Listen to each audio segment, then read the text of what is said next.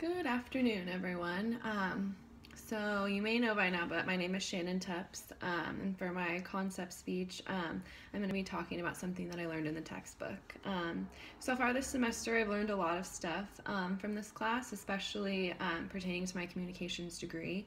But the thing I decided to choose for my concept speech was out of the textbook, and it was called the social penetration theory. The social penetration theory is about the level of personalness that you have in a relationship with someone, and to be more precise, it is the things that happen as a relationship starts to develop and just things that you notice.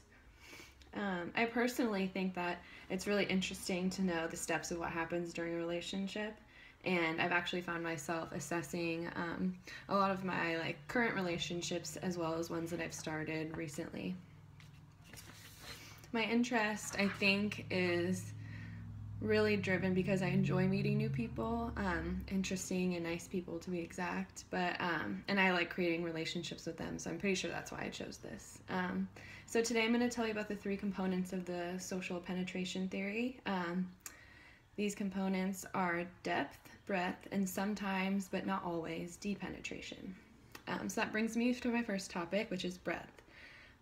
It's one of the most important components of a relationship in my opinion.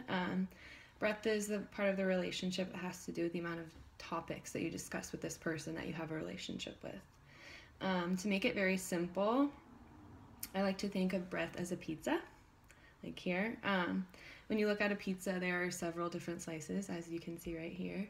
And the slices kind of represent the different topics that you and a person talk about. So in some relationships, you may not really talk about certain slices of pizza, we can call it, but then in another relationship, maybe you guys talk about every different slice of pizza. To give you guys a realistic example, I'd like to discuss two of my own personal relationships, and those are with my best friend Morgan, who's a girl, and then my best guy friend, his name is John.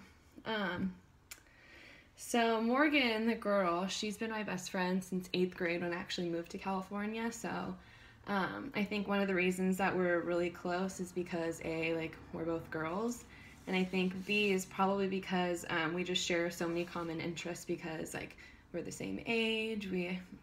I actually not really sure, but we just share a lot of common interests. On the other hand, my friend John and I, we've only been friends for about a year now, but we got really close really fast, and we just don't discuss as many topics as Morgan and I do, and I think part of that could be because he's a male and we just don't really have a lot of the same common interests, but yeah, I think another reason is because we are at different ages as well, so I mean, things that I think are funny, he probably doesn't think are that funny, so I think that has a lot to do with it. There's another concept that has a lot to do with breadth, and that brings me to my next component, which is depth. Depth has a lot to do with the level of comfortability and ease that you have with the person.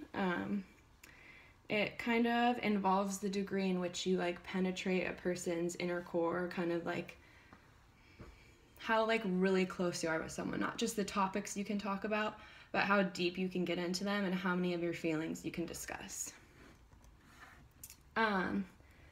So both of these components, they work together to create the steps in what happens when you start a relationship. I like to think of the component depth as an onion. The reason I like to think of it as an onion is because there are so many layers to a person, and to kind of their inner core is what we like to call it.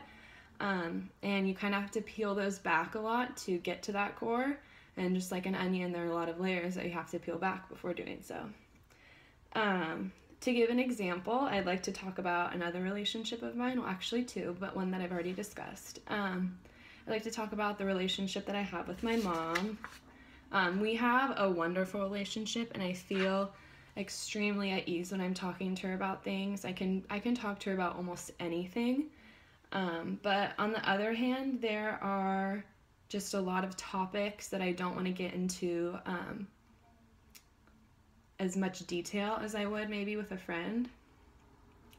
But so sometimes I will just leave out small details, or sometimes I will just avoid total topic because I just don't want to talk about that with her, because I don't want her to know maybe that much like into my inner core. That's how I see it. So I guess I just don't simply feel comfortable talking about certain things with her.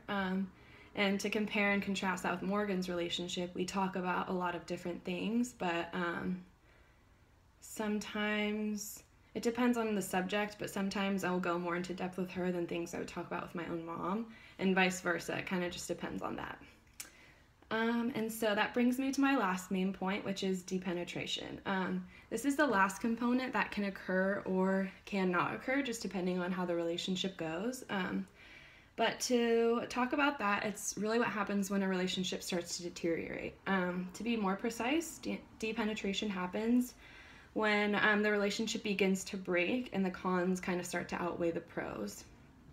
During this process, depth and or breadth, they can either take a decline or an incline. And to give an example for that, there could be a relationship where, a boy and a girl are dating and then suddenly they break up. But now that they don't have kind of this awkward tension, they're able to talk about topics and get more into depth in topics than they were before, because they're not maybe like so angry at each other anymore.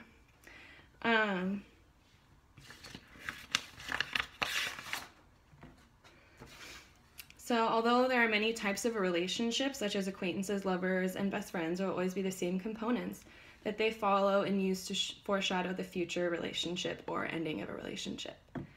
Which in fact brings me to the end of my speech. I hope you all have enjoyed listening to and hopefully learned what I have learned about the social penetration theory.